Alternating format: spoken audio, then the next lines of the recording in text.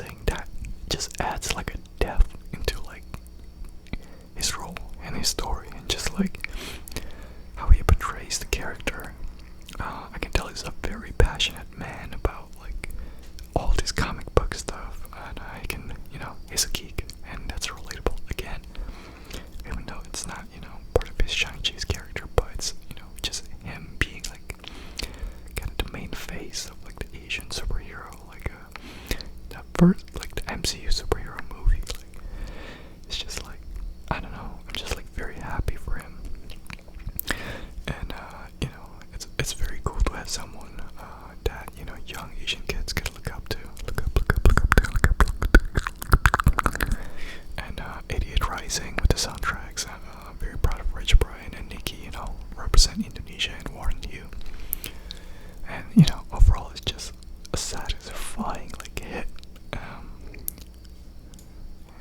As a huge Marvel fan, but yeah, Simu Liu.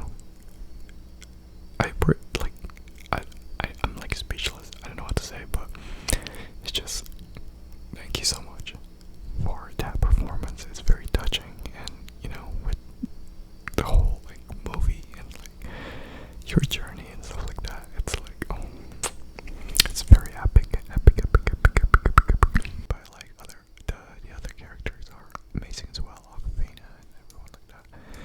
And yeah, that's Simu Liu just did such a great job portraying Shang-Chi. I mean, to be completely honest, in the comic books or games, I wasn't really into Shang-Chi like that, but Simu Liu definitely made me,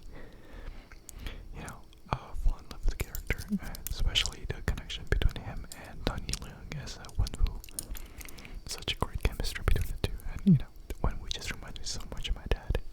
And the relationships Shang-Chi and Wenwu had in the movie is like, reminds me of my relationship with my dad. But, obviously he didn't send me to kill anyone. Anyway, okay, let's just start with the movies. What I like, and okay, number one, when they were, when Shang-Chi and Kathy were talking to like their friends, they were talking, Shang-Chi was talking about like, he was an immigrant, didn't really speak English, and then some guy said, hello Gangnam Style, and I'm sorry, but this is a spoiler video. I'm gonna put that in the title, so if you haven't seen the movie, watch it. It's such a good movie,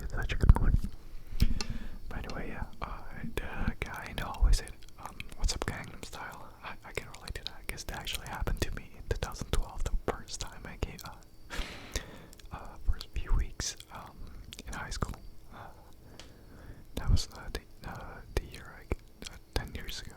The second thing I want to talk about is representation done right. I'm sorry to like the fans who love Mulan live action, but the director is not even Asian, so like I don't know, I didn't feel that hype when I was watching Mulan compared to when I was watching Shang-Chi, because there are so many things I can relate to in Shang-Chi, and then just the mythical creatures and stuff like that's so cool, just like bringing them to life. I just quite enjoyed that, and the movie's like so funny, and definitely like as I said before, the father and son moment between Shang-Chi and Wenwu, it's so touching. Like the Mandarin that I know from the comics, definitely not the Mandarin I saw on screen, because it was so wholesome. Like looking at their moments, especially when they're doing like Dance Dance Revolution and their family scenes together, it was so touching. I don't know, it just made me really sad. I teared up when we actually died. But it's a Marvel thing when the main villain, the main antagonist, kind of just died. And let me see what else. Oh, and when the grandma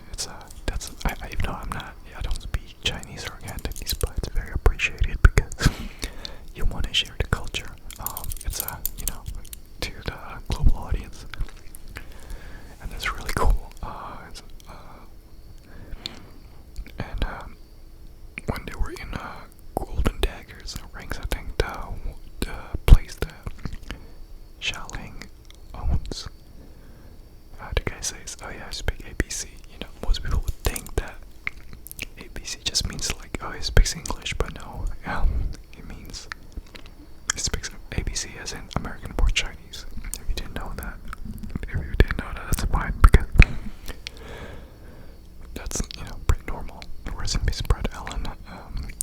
Pretty much the fight scenes were, kind of like directed by him. And yeah, the fight scene, by the way, in this movie is spectacular. It doesn't feel like a Marvel movie, which is a good thing because the only good like hand-to-hand combat like scenes in the MCU, mostly are in like Captain America, Winter Soldier, and this one just stops that.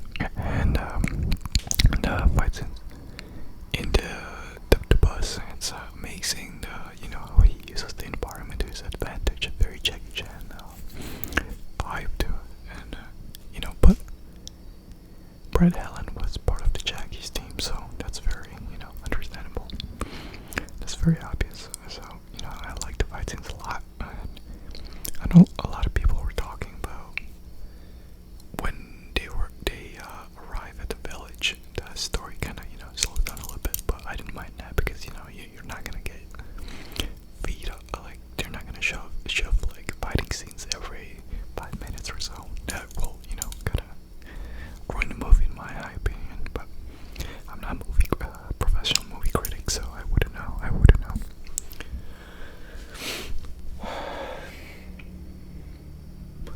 And the scenes with Awkwafina, with the arrow, the whole arrow thing, it's so cool because Awkwafina is also relatable. How she doesn't know what to do with her life, pretty much. And when she said, when she gets moderately good at something, she just switches to a new thing, and that's very relatable to me right now.